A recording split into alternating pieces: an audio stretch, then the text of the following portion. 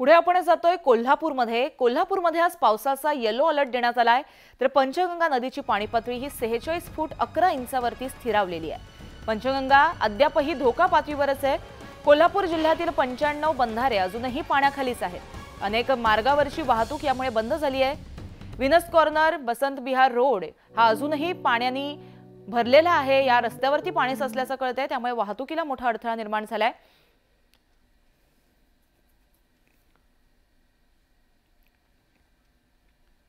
तर याबाबत आपण अपडेट जाणून घेतोय आमचे प्रतिनिधी ज्ञानेश्वर साळोखे यांच्याकडून। ज्ञानेश्वर, कोल्हापूरमध्ये पावसाची काय खबरबात आहे, सध्याची अपडेट?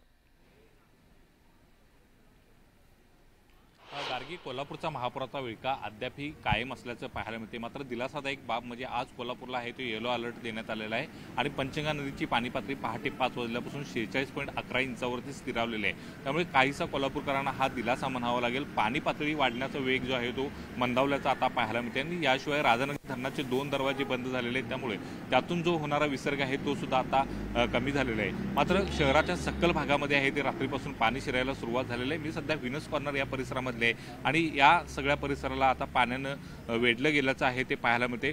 खरं तर 2019 मध्ये या परिसरामध्ये जवळपास 15 ते 20 फूट इतकं पाणी होतं। त्या तुलनेत यावर्षी पाणी आहे ते काहीसं या ठिकाणी कमी आहे। मात्र एकूणच पाहायला गेलं तर पाणी शिरायला लागल्यामुळे इथल्या आता दुकानदारांनी आहे ते व्यावसायिकांनी स्थलांतर केलेलं आहे आणि आपलं जे साहित्य आहे ते सुरक्षित स्थळी आहे ते हलवलेलं आहे। एकूणच पाहायला गेलं तर कोल्हापुरात आज आहे तो येलो अलर्ट देण्यात आलेला आहे, त्यामुळे कोल्हापूरकरांना काहीसा दिलासा मिळाला आहे। संकट टळले मात्र धोका कायम कोल्हापूरवर असल्याचं असंच म्हणता येईल। मात्र एकूणच सध्या पाहायला गेलं तर पाण्यानं पूर्णपणे आहे ते अनेक गावांना वेढा दिल्याचं पाहायला मिळते। जवळपास 95 बंधारे अद्यापही पाण्याखाली आहेत आणि या सगळ्या परिस्थितीवरती प्रशासन लक्ष ठेवून असल्याचं पाहायला मिळते।